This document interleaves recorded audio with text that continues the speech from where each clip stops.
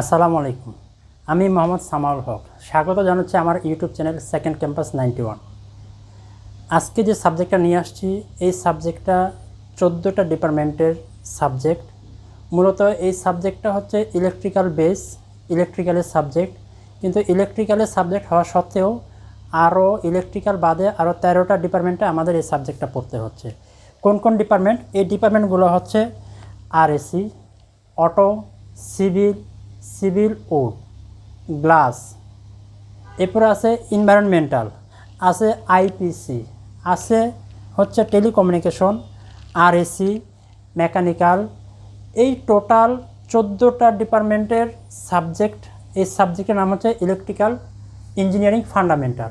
এই electrical engineering fundamental কীভাবে একদম সহজভাবে আমরা পরীক্ষায় উপস্থাপন করতে পারি, যেন বেশি লম্বা সময় না দেওয়া লাগে, যেন বেশি মুখস্থ করা না লাগে, আমি যেন অল্পতে যেন বুঝতে পারি এবং পরীক্ষার খাতা যেন লিখতে পারি, এবং যতটুকু লিখলে মার্ক পাওয়া যাবে এবং ফুল মার্ক পাওয়া যাবে, ঠিক এতটুকু নিয়ে আমরা আলোচনা করব। তো শুরু করা যাক আজকে আমাদের ক্লাস ইলেকট্রিক্যাল ইঞ্জিনিয়ারিং ফান্ডামেন্টাল। এই ইলেকট্রিক্যাল ইঞ্জিনিয়ারিং ফান্ডামেন্টালের প্রথম যে অধ্যায়, এই অধ্যায়টাই হচ্ছে ইলেকট্রিসিটি সম্পর্কে আলোচনা করা হয়েছে।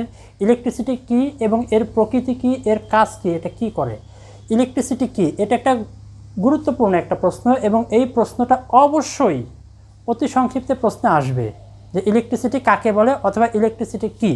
বইয়ের ভাষা হচ্ছে ইলেকট্রিসিটি এমন এক প্রকার অদৃশ্য বল বা শক্তি যেটাকে চোখে দেখা যায় না, যেটা দ্বারা অসংখ্য বাস্তব কাজ সমাধান করা যায়। কী কী বাস্তব কাজ? তাপ, চাপ, শব্দ ইত্যাদি, এই সমস্ত কাজ আমরা সমাধান করে থাকি ইলেকট্রিসিটির মাধ্যমে। তো তাকেই বলা হচ্ছে ইলেকট্রিসিটি। তাহলে ইলেকট্রিসিটি এটা যদি বইয়ের ভাষা হয়, আমরা বইয়ের ভাষা ছাড়া অন্যভাবে যদি একটু বুঝতে যাই তাহলে কী বলা যায়? ইলেকট্রিসিটি হচ্ছে একটা অদৃশ্য শক্তি যেটা দ্বারা আমরা ফলাফল পাই।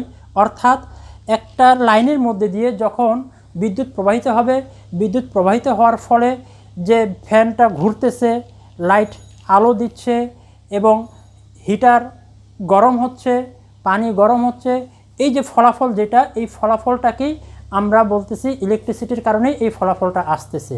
তো ইলেকট্রিসিটি একটা সার্কিট আমি যদি অঙ্কন করি, এই একটা সার্কিট, এই একটা বাল্ব দিয়ে দিলাম, এখানে সার্কিট কমপ্লিট করলাম, এখান থেকে আমি সাপ্লাই দিচ্ছি। তো এখান থেকে সাপ্লাই দিচ্ছি, কি সাপ্লাই দিচ্ছি? এখানে ভোল্টেজ সাপ্লাই দিচ্ছি ভি।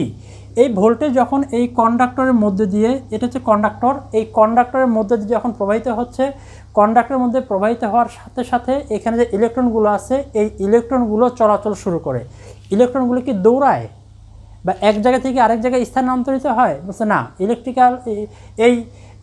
এই ইলেকট্রনগুলো দৌড়ায়ও না, এক জায়গা থেকে আরেক জায়গায় স্থানান্তরিত হয় না।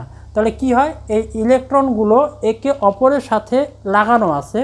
যখনই এই ভোল্টেজ এই কারেন্ট প্রবাহিত সে যখন চাপ দিচ্ছে, অর্থাৎ ভোল্টেজ যখন ফ্লো হচ্ছে, প্রবাহিত হচ্ছে, তখনই এই কন্ডাক্টরের ইলেকট্রনগুলো একে অপরকে ভাইব্রেশন সৃষ্টি করতেছে, কাঁপতেছে, ভাইব্রেশন সৃষ্টি করতেছে। এই ভাইব্রেশনটার কারণে যখনই এই বাল্বের ভিতর দিয়ে যাচ্ছে, তখনই এই বাল্বটা আলো দিচ্ছে। তার মানে এখন যখন এই ইলেকট্রনগুলো চলাচল শুরু করছে, এই ইলেকট্রন চলাচল একটা নির্দিষ্ট সময় একটা নির্দিষ্ট দিকে যেহেতু প্রবাহিত হচ্ছে, এই প্রবাহিত হওয়ার হারটাকে বলতেছে কারেন্ট, যেটাকে আই দ্বারা বলা হয়। তাহলে এই আই যখন এই বাল্বের ভিতরে যখন আইটা যাচ্ছে, ঠিক তখনই কিন্তু বাল্বটা জ্বলতেছে। আর আই অর্থাৎ কারেন্ট যাচ্ছে কিভাবে? কারেন্ট যাচ্ছে এই ভোল্টেজটার কারণে।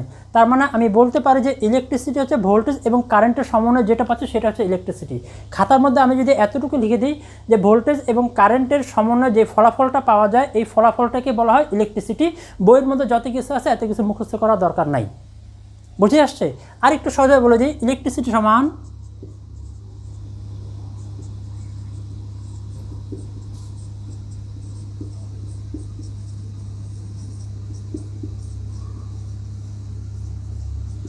ভোল্টেজ প্লাস কারেন্ট, অর্থাৎ ভোল্টেজ এবং কারেন্টের সমন্বয়ে আমাদের ইলেকট্রিসিটি। আমি ওইভাবে যদি বলি যে ভোল্টেজ এবং কারেন্টের সমন্বয়ে আমরা যে ফলাফলটা পাচ্ছি, সেই ফলাফলটাকেই বলতেছে ইলেকট্রিসিটি।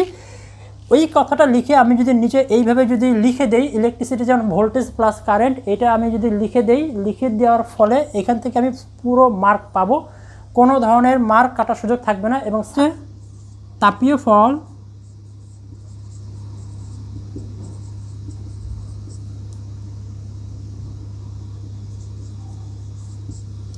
দুই নম্বর হচ্ছে রাসায়নিক ফল,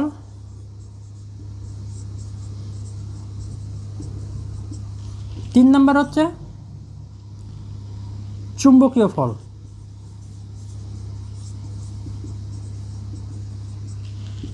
এই তিনটা ফল আমরা মূলত পেয়ে থাকি। তাপীয় ফলটা কি? তাপীয় ফল যখন এই বিদ্যুৎ অর্থাৎ ইলেকট্রিসিটি বাল্বের মধ্যে দিয়ে প্রবাহিত হবে, তখন বাল্ব জ্বলতেছে, বাল্ব জ্বলার ফলে এখান থেকে তাপ উৎপন্ন হচ্ছে। তো এটা হচ্ছে তাপীয় ফল। কিসের তাপীয় ফল? ইলেকট্রিসিটির তাপীয় ফল। এরপরে হচ্ছে আয়রন, ইস্ত্রি, কাপড় আয়রন যে করি, এই কাপড় আয়রনের মধ্যে দিয়ে যখন বিদ্যুৎ সাপ্লাই হচ্ছে, বিদ্যুৎ যাচ্ছে, ইলেকট্রিসিটি যাচ্ছে, তখন এটা থেকে তাপ উৎপন্ন হচ্ছে, সেই তাপ দিয়ে আমরা কাপড় আয়রন করতেছি, সেটা হচ্ছে তাপীয় ফল। তাহলে রাসায়নিক ফলটা কি? রাসায়নিক ফল হচ্ছে আমরা যে পানি ব্যবহার করে থাকি, পানি হচ্ছে H2O, এটা হচ্ছে পানির সংকেত, অর্থাৎ হাইড্রোজেন এবং অক্সিজেনের সমন্বয়ে পানি তৈরি হচ্ছে। অর্থাৎ হাইড্রোজেন এবং অক্সিজেনকে আমি যদি একত্রে একটা বদ্ধ পাত্রের মধ্যে যদি একত্রে করতে পারি, সেখান থেকে পানি পাওয়া যাবে। আচ্ছা, হাইড্রোজেন এবং অক্সিজেন, এই হাইড্রোজেন এবং অক্সিজেন সম্মিলিত পানি, অর্থাৎ ওই পানির মধ্যে আমি যদি বিদ্যুৎ প্রবাহিত করি, বিদ্যুৎ প্রবাহিত করার ফলে এখানে রাসায়নিক বিক্রিয়া ঘটবে।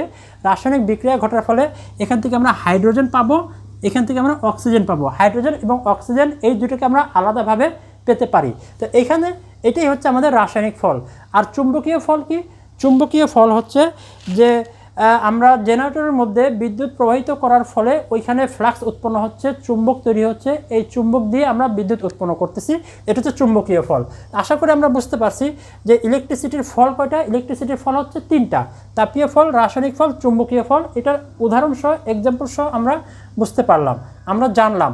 এই কোশ্চেনটাও পরীক্ষার মধ্যে বেশ কয়েকবার আসছে এবং এটাও আসার মতো যে ইলেকট্রিসিটির ফল কয়টা? ইলেকট্রিসিটির ফল হচ্ছে তিনটা: তাপীয় ফল, রাসায়নিক ফল, চুম্বকীয় ফল। এখন এই যে একটা কন্ডাক্টর আছে, এই কন্ডাক্টরের ধর্ম, কন্ডাক্টর কাকে বলে?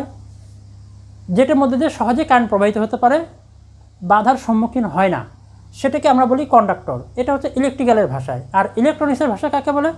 ইলেকট্রনিক্সের ভাষা হচ্ছে যেই কন্ডাক্টরের ইলেকট্রন বিন্যাসের সর্বশেষ কক্ষপথে ইলেকট্রন সংখ্যা 4-এর কম, তাকে বলা হচ্ছে কন্ডাক্টর বা পরিবাহী। আর যেটার 4-এর বেশি, সেটাকে কি বলে? সেটা হচ্ছে অপরিবাহী। আর যেটা হচ্ছে 4, সেটা হচ্ছে অর্ধপরিবাহী। আচ্ছা, আমরা যেহেতু এখানে পরিবাহী নিয়ে আলোচনা করছি, কন্ডাক্টর নিয়ে আলোচনা করতেছি, তাহলে এটার সর্বশেষ কক্ষপথে ইলেকট্রন সংখ্যা হচ্ছে, মানে 4-এর কম থাকবে ইলেকট্রন সংখ্যা। এখন কথা হচ্ছে এটা, এই কন্ডাক্টরের মধ্যে, এই পরিবাহীর মধ্যে কি কি উপাদান থাকে, কি কি থাকে? এই পরিবাহীর মধ্যে একটা এই পরিবাহীর পরমাণুর মধ্যে ইলেকট্রন থাকবে, প্রোটন থাকবে, আর থাকবে নিউট্রন। ইলেকট্রন, প্রোটন, নিউট্রন, এই তিনটা একটা পরমাণুর মধ্যে ইলেকট্রন, প্রোটন, নিউট্রন, এই তিনটা থাকে। হ্যাঁ, তো ইলেকট্রন, প্রোটন, নিউট্রন এগুলো হচ্ছে ইলেকট্রনিক্সের জন্য আলোচনা। এগুলো আমাদের এখানে আলোচনা করা দরকার নেই যে ইলেকট্রনিক্স কি, ইলেকট্রন কি, প্রোটন কি, নিউট্রন কি, এগুলো আমাদের আলোচনা করা দরকার নেই। আমাদের শুধু জানা দরকার এটা যে ইলেকট্রনের ধর্ম কি, প্রোটনের ধর্ম কি, নিউট্রনের ধর্ম কি। ইলেকট্রনের ধর্ম হচ্ছে নেগেটিভ আধান,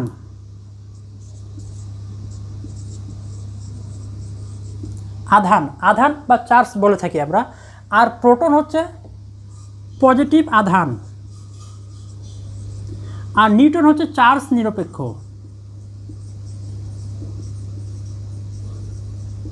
নিউট্রন হচ্ছে চার্জ নিরপেক্ষ। তাহলে আমরা জানলাম যে ইলেকট্রন হচ্ছে নেগেটিভ আধান বিশিষ্ট, প্রোটন হচ্ছে পজিটিভ আধান বিশিষ্ট, আর নিউট্রন হচ্ছে চার্জ নিরপেক্ষ। এর কোনো আকর্ষণ করারও ক্ষমতা নেই, এর বিকর্ষণ করারও ক্ষমতা নেই। তো এইগুলো আমাদের ইলেকট্রন, প্রোটন, নিউট্রন। এখন আমরা দেখি যে কারেন্ট কাকে বলে।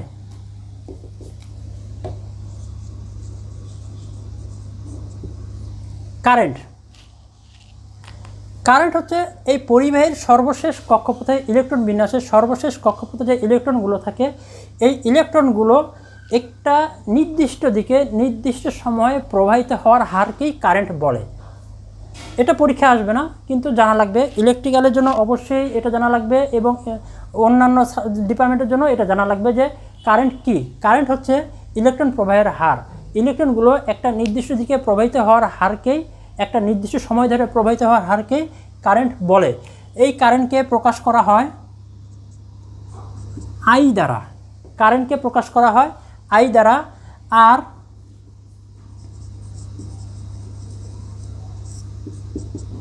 আই দ্বারা কারেন্টকে প্রকাশ করা হয়। এই কারেন্ট পরিমাপ করার যে মিটারটা আছে,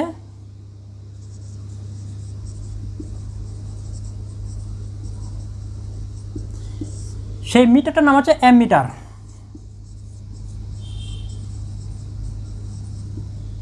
সেই মিটারের নাম হচ্ছে অ্যামিটার। আর এই কারেন্টের একক হচ্ছে অ্যাম্পিয়ার।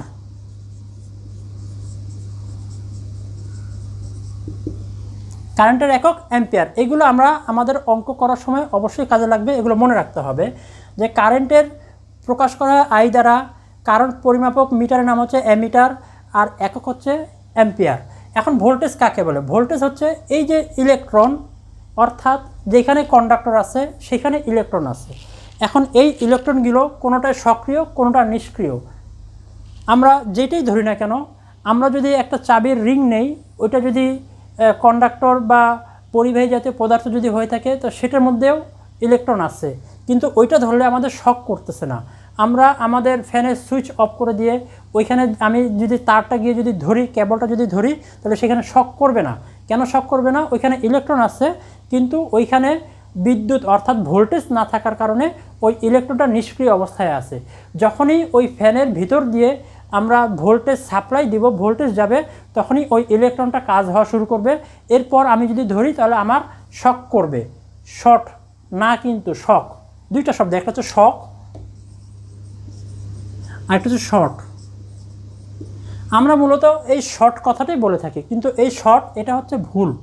এই শক বলতে হবে শক। শক লাগছে, শক পাইছে, শক করছে, ঠিক আছে?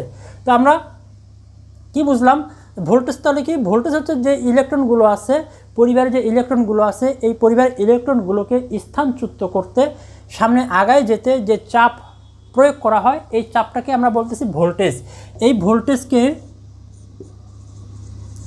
প্রকাশ করা হয় ভি দ্বারা। এই ভোল্টেজ পরিমাপক যন্ত্রের নাম হচ্ছে ভোল্টমিটার।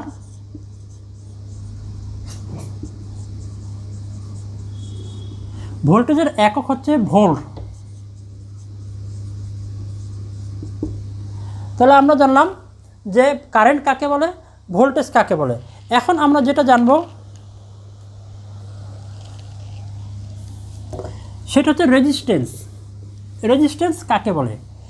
রেজিস্ট্যান্স, কারেন্ট এটাকে চোখে দেখা যায় না, ভোল্টেজ এটাকেও চোখে দেখা যায় না, কিন্তু রেজিস্ট্যান্স একটা ইকুইপমেন্ট, যে ইকুইপমেন্টটাকে চোখে দেখা যায়। যে ছোট ছোট ইকুইপমেন্ট আমরা তো দেখছি ওই কী বলে সার্কিটের মধ্যে, বিভিন্ন ধরনের সার্কিটের মধ্যে এরকম কিছু ইকুইপমেন্ট আমরা দেখছি, এরকম বিভিন্ন কালার করা থাকে, দুই পাশে দুইটা পা বের করা থাকে। এইটাকে আমরা বলি রেজিস্টর। একটা হচ্ছে রেজিস্টর আর একটা হচ্ছে রেজিস্ট্যান্স। এইটার নাম হচ্ছে রেজিস্টর। এইটা যে ধর্ম বা নীতির উপর কাজ করে থাকে, সেই ধর্ম বা নীতিটাকে বলা হয় রেজিস্ট্যান্স। তো রেজিস্টর এক জিনিস, রেজিস্ট্যান্স এক জিনিস।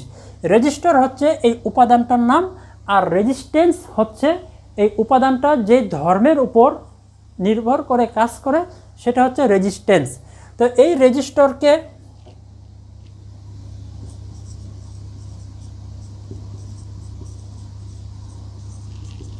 এই রেজিস্ট্যান্সের কাজ কি? এই রেজিস্ট্যান্সের কাজ হচ্ছে কারেন্ট চলাচলের পথে বাধার সৃষ্টি করবে, ভোল্টেজ চলাচলের পথে বাধার সৃষ্টি করবে। কারেন্ট ভোল্টেজ চলাচলের পথে বাধা সৃষ্টি করবে, এটা হচ্ছে রেজিস্ট্যান্সের কাজ। এই রেজিস্ট্যান্সকে প্রকাশ করা হয় আর দ্বারা। এর পরিমাপক যন্ত্রের নাম হচ্ছে ওহম মিটার, আর এর একক হচ্ছে ওহম, যেটাকে প্রকাশ করা হয় এইরকমভাবে। আমরা অঙ্কের মধ্যে এই সিম্বলটা দেখব, এইভাবে লেখা থাকবে না, এইভাবে সিম্বলটা দেওয়া থাকবে। এটাকে বলা হয় ওহম। এটাকে কি বলে? এটাকে বলতেছে ওহম। তো আমরা জানলাম কারেন্ট কি, ভোল্টেজ কি, রেজিস্ট্যান্স কি, এবং কারেন্ট প্রকাশ এবং কারেন্ট, ভোল্টেজ, রেজিস্ট্যান্স কীভাবে প্রকাশ করা হয়, এটা পরিমাপক যন্ত্রের নাম কি এবং এটার একক কি, এই সম্পর্কে আমরা জানলাম। এখন একটা গুরুত্বপূর্ণ কোশ্চেন আমরা দেখব, যেই প্রশ্নটা পরীক্ষায় অবশ্যই আসবে, মিস নাই, এটার কোনোভাবেই মিস নাই। দুইটা প্রশ্ন আছে, এই দুইটা প্রশ্ন থেকে একটা প্রশ্ন অবশ্যই আসবে। সেটা কি? সেটা হচ্ছে ইলেকট্রন বিন্যাস। এক হচ্ছে তামার ইলেকট্রন বিন্যাস, আর এক হচ্ছে অ্যালুমিনিয়ামের ইলেকট্রন বিন্যাস। এই দুইটা ইলেকট্রন বিন্যাসের যে কোনো একটা অবশ্যই আসবে, এটার মিস নাই। তো যে কোনোভাবেই হোক আমি এই ইলেকট্রন বিন্যাসটা সুন্দর মতো গোছায় যদি খাতার মধ্যে যদি লিখতে পারি, পুরা মার্কেই পাবো। কখনো এটা সংক্ষিপ্ত প্রশ্নে আসে, কখনো এটা রচনামূলক প্রশ্নে আসে, যেখানে আসুক না কেন আমরা সুন্দর করে এটাকে সাজাবো। তো আমরা এখন ইলেকট্রন বিন্যাস দেখব। প্রথমে আমরা দেখি কপারের ইলেকট্রন বিন্যাস। একটা যদি পারি আরও একটা এমনিই পারা যাবে।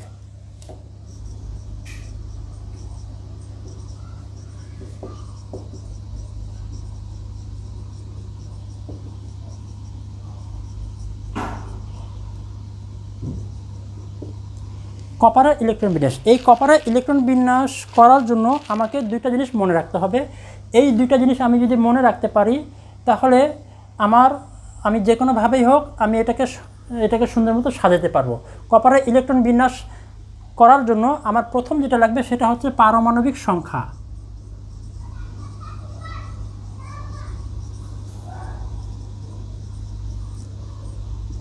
এই কপারের পারমাণবিক সংখ্যা আমার লাগবে। এই কপারের পারমাণবিক সংখ্যা হচ্ছে 29, এটা ফিক্সড করা। কপারের পারমাণবিক সংখ্যা 29, এটা ফিক্সড করা। আর একটা লাগবে হচ্ছে পারমাণবিক ওজন। এই পারমাণবিক ওজন হচ্ছে 64, এইটাও ফিক্সড করা। এই দুটো থেকেই আমাকে বের করতে হবে ইলেকট্রন বিন্যাস। আচ্ছা, ইলেকট্রন বিন্যাস করার আগে আমি একটু দেখি যে ইলেকট্রন বিন্যাস আমরা একটু আগে দেখলাম যে একটা কন্ডাক্টরের মধ্যে কি কি থাকে? ইলেকট্রন, প্রোটন, নিউট্রন, এই তিনটা থাকে। ইলেকট্রন,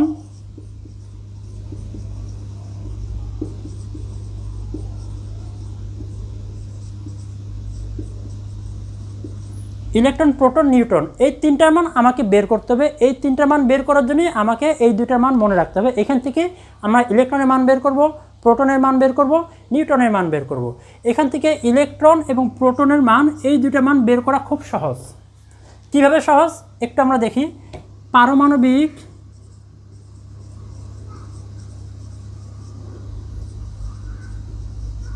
সংখ্যা সমান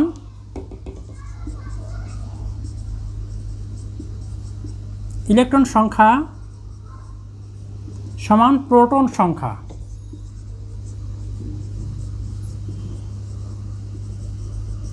অর্থাৎ পারমাণবিক সংখ্যা যেটা, সেটা ইলেকট্রন সংখ্যা, সেটাই প্রোটন সংখ্যা। আমাদের পারমাণবিক সংখ্যা কত ছিল? 29। কত ছিল? 29। তাহলে এখানে আমি যদি 29 লিখি, তাহলে এটার মান হচ্ছে 29, এটার মান হচ্ছে 29। তাহলে আমি এখান থেকে লিখতে পারি ইলেকট্রন সংখ্যা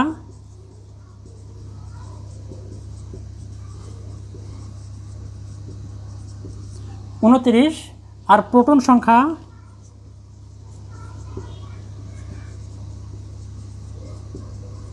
29, যেটা আমি এখানে লিখে রাখতে পারি।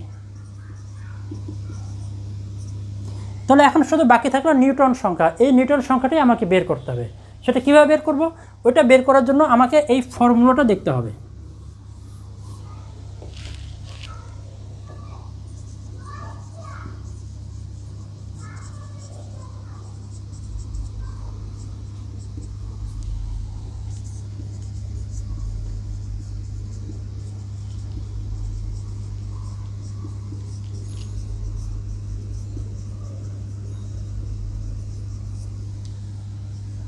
পারমাণবিক ওজন সমান প্রোটন সংখ্যা প্লাস নিউট্রন সংখ্যা। এখানে পারমাণবিক ওজন কত আছে আমাদের? 64। প্রোটন সংখ্যা কত আমাদের বের করছি আমরা? 29। তাহলে বের করতে হবে নিউট্রন সংখ্যা।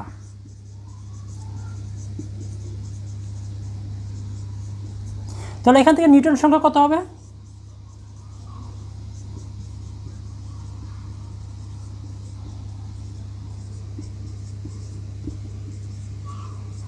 35। তাহলে আমাদের তিনটা মানই বের হয়ে গেছে। ইলেকট্রন সংখ্যা বের হয়েছে, প্রোটন সংখ্যা বের হয়েছে, নিউট্রন সংখ্যা বের হয়েছে। এখন এই যে তিনটা মান আছে, এই তিনটা মান নিয়েই আমাকে সেই ইলেকট্রন বিন্যাসটা সাজাইতে হবে, সেই ডায়াগ্রামটা আমাকে সাজাইতে হবে। তো এখন এত কিছু করার মূল উদ্দেশ্য হচ্ছে আমার এই তিনটা মান বের করা। তো এই তিনটা মান বের করার জন্য কি লাগতেছে? অবশ্যই আমার পারমাণবিক সংখ্যা লাগতেছে, পারমাণবিক ওজন লাগতেছে। আচ্ছা, এখন আমরা তাহলে সেই চিত্রটা আঁকে ফেলি। চিত্র আঁকার আগে চিত্র সম্পর্কে একটু ধারণা থাকা দরকার আমার। সেই চিত্রটা কেমন? এই ইলেকট্রন, প্রোটন, নিউট্রন এইটা একটা কন্ডাক্টরের মধ্যে কীরকমভাবে থাকে সেটা হচ্ছে এই চিত্র দ্বারাই বোঝা যাবে। এই মাঝখানে যে অংশটুকু, এই অংশটুকুর নাম হচ্ছে নিউক্লিয়াস।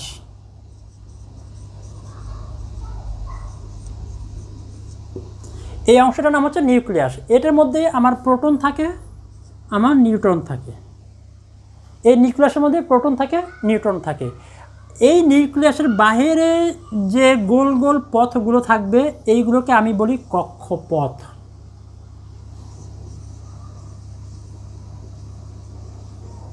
কক্ষপথ এগুলোকে বলা হয় কক্ষপথ। এইগুলো কক্ষপথ যে আছে, এই কক্ষপথ অনেকগুলো থাকতে পারে। সেটা হচ্ছে ইলেকট্রন সংখ্যার উপর ডিপেন্ড করবে যে কতগুলো কক্ষপথ থাকবে।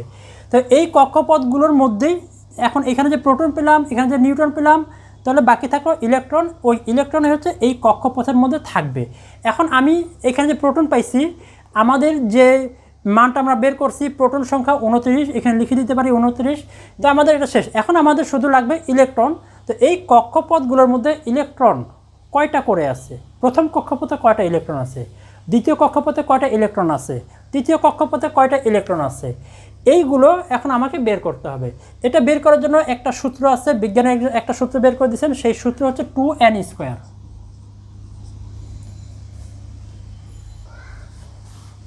আচ্ছা, এখানে নিউটনের মানটা বসাইতে হবে। এখানে আমরা যে বের করছি 35, সেই 35 এখানে বসাই দেব।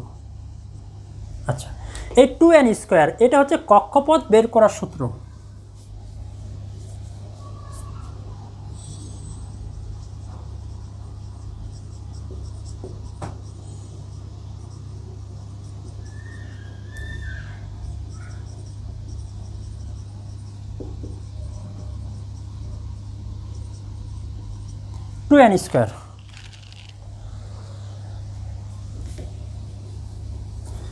এই সূত্র দিয়েই আমরা বের করব প্রথম কক্ষপথে আমাদের কয়টা ইলেকট্রন থাকবে, দ্বিতীয় কক্ষপথে কয়টা ইলেকট্রন থাকবে।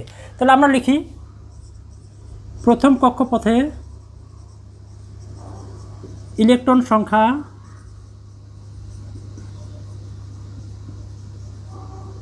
ইকুয়াল 2n² সমান 2 × n। এখানে nটা কি? nটাই হচ্ছে কক্ষপথ। তাহলে যেহেতু এখানে প্রথম কক্ষপথ, এই জন্য এখানে 1²। তার মানে এটা হবে 2টি। দ্বিতীয় কক্ষপথে ইলেকট্রন সংখ্যা কত হবে? 2n² ইকুয়াল 2 × তাহলে এখানে কক্ষপথ কয়টা? কক্ষপথ হচ্ছে 2টা, যেহেতু এখানে দ্বিতীয় কক্ষপথ, তাহলে 2²। তাহলে কত হবে? 8টি। আচ্ছা, এখন তৃতীয় কক্ষপথে কি হবে?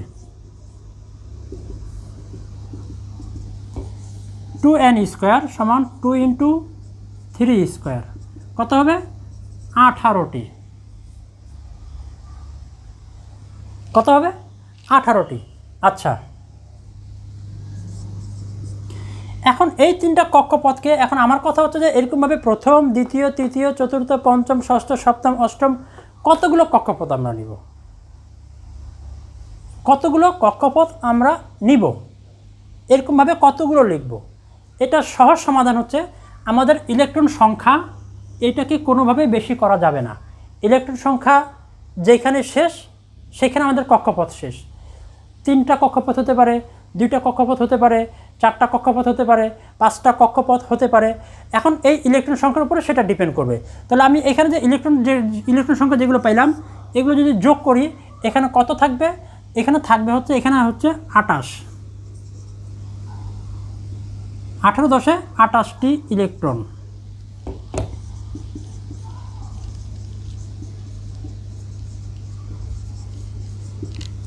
28টি। তো আমার ইলেকট্রন সংখ্যা কয়টা? 29টা। তাহলে ব্যালেন্স থাকতেছে কয়টা? একটা। সেটাই হচ্ছে আমার সর্বশেষ কক্ষপথ।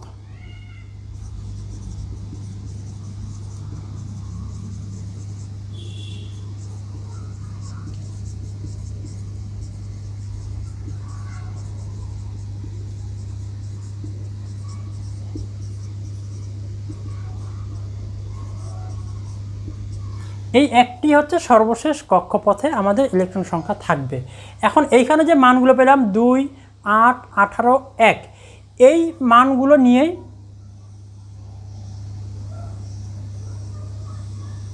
আমাকে এখন সেই চিত্রটা আঁকতে হবে। কিভাবে আঁকবো? এটা হচ্ছে নিউক্লিয়াস। এটার নাম কি ছিল? নিউক্লিয়াস। এখানে কি কি ছিল? নিউট্রন আর প্রোটন। প্রোটন আর নিউট্রন। প্রোটনের সংখ্যা কত ছিল আমাদের? 29। নিউট্রন কত? 35। এটা কিন্তু এইভাবে অবশ্যই লিখে দিতে হবে, না লিখলে কিন্তু ভুল হয়ে যাবে। এই চিত্রটা আঁকার জন্যই আমাদের এই মানগুলো বের করা লাগলো। এখন মানগুলো বের করলাম কিন্তু এখানে মানগুলো বসাইলাম না, তাহলে আমাদের তো ভুল হয়ে যাবে। তো এখন যেটা করব সেটা হচ্ছে যে এটা হচ্ছে আমাদের তাহলে প্রথম কক্ষপথ। তাহলে প্রথম কক্ষপথে ইলেকট্রন সংখ্যা কত? 2টা। দিলাম এইখানে একটা, দিলাম এইখানে একটা। এটা আমি গোল করে দিতে পারি, বৃত্ত ভরাট করে দিতে পারি, অথবা শুধু একটা গোল চিহ্ন দিতে পারি, কিন্তু এমনভাবে সাজাইতে হবে যেন জিনিসটা দেখতে সুন্দর লাগে। এরপর হচ্ছে আমাদের দ্বিতীয় কক্ষপথ। দ্বিতীয় কক্ষপথ আমাদের কয়টা? 8টা। 1, 2, 3, 4, 5, 6, 7, 8 আমাদের দ্বিতীয় কক্ষপথ হয়ে গেল। তাহলে তৃতীয় কক্ষপথে কয়টা থাকবে?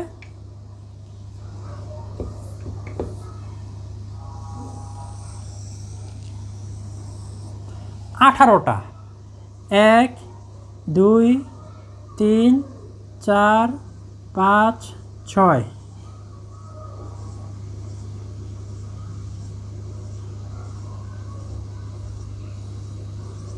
এই 18টা আমি দিয়ে দিছি।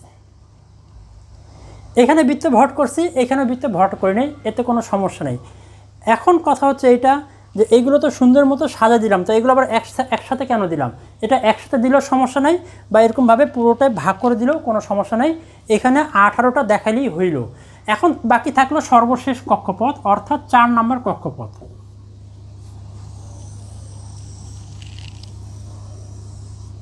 4 নম্বর কক্ষপথে কয়টা? একটা। এই হচ্ছে একটা ইলেকট্রন। এটাই হচ্ছে আমার সর্বশেষ কক্ষপথের ইলেকট্রন। তো আমাদের ইলেকট্রনিক্সের ভাষায় কন্ডাক্টর বলে তাকে যেটার সর্বশেষ কক্ষপথে ইলেকট্রন সংখ্যা 4-এর কম ইলেকট্রন সংখ্যা। তাহলে এখানে সর্বশেষ কক্ষপথে ইলেকট্রন সংখ্যা আমরা পেয়েছি একটা। এখন এখানে দুইটা ডিপার্টমেন্ট, একটা হচ্ছে ইলেকট্রনিক্স, একটা হচ্ছে ইলেকট্রিক্যাল। এই যে সর্বশেষ কক্ষপথে যে একটা ইলেকট্রন, এখন এই একটা ইলেকট্রন নিয়ে গবেষণা করা কাজ হচ্ছে ইলেকট্রনিক্সের। এখান থেকে ইলেকট্রনিক্স ভাগ হয়ে গেল, আর এখান থেকে ইলেকট্রিক্যাল আলাদা হয়ে গেল। এটা হচ্ছে আমাদের ইলেকট্রনিক্স ডিপার্টমেন্ট এবং ইলেকট্রিক্যাল ডিপার্টমেন্ট এখান থেকে আলাদা হয়ে গেল। তো এইটাই হচ্ছে আমাদের সেই কপারের ইলেকট্রন বিন্যাস। এখন কপারের জায়গায় যদি তামার ইলেকট্রন বিন্যাস বলে তাতেও সমস্যা নেই, তামা কপার একই জিনিস। এখন আমাকে যদি বলে অ্যালুমিনিয়ামের ইলেকট্রন বিন্যাস কত, অ্যালুমিনিয়ামের ইলেকট্রন বিন্যাস দেখাতে গেলে তাহলে অ্যালুমিনিয়ামের পারমাণবিক ভর লাগবে, অ্যালুমিনিয়ামের পারমাণবিক সংখ্যা লাগবে। এই দুইটা যদি জানা থাকে তাহলে আমি এই একই প্রসেসে একই নিয়মে আমি অ্যালুমিনিয়ামের এই ইলেকট্রন বিন্যাস আমি তৈরি করতে পারবো। একই রকমভাবে ইলেকট্রন বের করে নিব, প্রোটন বের করে নিব, নিউট্রন বের করে নিব, এরকমভাবে আমরা এটাকে সমাধান করব। তো আজকে আর ক্লাস বাড়াবো না, এটা ছিল আমাদের প্রথম চ্যাপ্টার। প্রথম চ্যাপ্টারের আজকে শেষ। যতটুকু পড়াইলাম, যতটুকু পড়ানো হলো, এতটুকুই পরীক্ষার জন্য যথেষ্ট। এর থেকে আর বেশি পড়া দরকার নেই, এতটুকু পড়লেই পরীক্ষা চলে আসবে। সকলের উদ্দেশ্যে একটা নিউজ দিচ্ছি, এইটা একটা মেসেজ দরকার নাই। আমি তোমাদের জন্য একটা সাজেশন তৈরি করতেছি, যেই সাজেশনটা আমার শিক্ষকতার পেশায় 6 বছরের অভিজ্ঞতার আলোকে তৈরি করা হচ্ছে। ওইটার মধ্যে সংক্ষিপ্ত প্রশ্ন থাকবে, অতি সংক্ষিপ্ত প্রশ্ন থাকবে, রচনামূলক প্রশ্ন থাকবে। সংক্ষিপ্ত প্রশ্ন থাকবে, অতি সংক্ষিপ্ত থাকবে হচ্ছে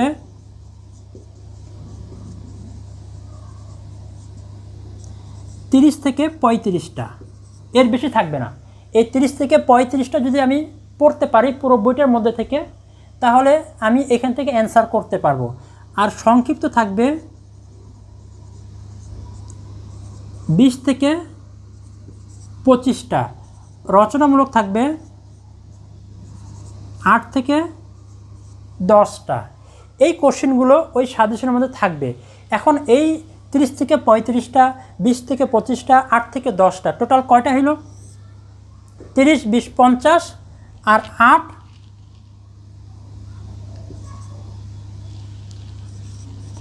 58টা। মোটামুটি 58টা প্রশ্ন আমি যদি আমার আয়ত্তে নিয়ে নিতে পারি, তাহলে এখান থেকে আমি কোশ্চিনে অ্যান্সার করতে পারবো, অর্থাৎ পরীক্ষায় আসবে এবং আসবেই, মিস নাই। সেটা হচ্ছে 90% চলে আসবে। তো আজকে এই পর্যন্ত। এই ক্লাসটা কেমন লাগলো অবশ্যই লাইকের মাধ্যমে জানাই দিবে। এবং যারা এখনও এই ক্লাসটা নিয়ে, এই সাবজেক্ট নিয়ে ভয় পাচ্ছে, তাদেরকে একটু জানাই দিবে এবং তাদের কাছে এই ক্লাসটা তাদের কাছে পৌঁছে দিবে। এই জন্য লাইক, শেয়ার, কমেন্ট এইটা করতে কোনোভাবেই ভুলবে না। তোমাদের লাইক, শেয়ার, কমেন্ট আমার ক্লাস নেওয়ার আগ্রহকে আরও বাড়ায় দিবে। তো আজকে এই পর্যন্তই। আসসালামু আলাইকুম।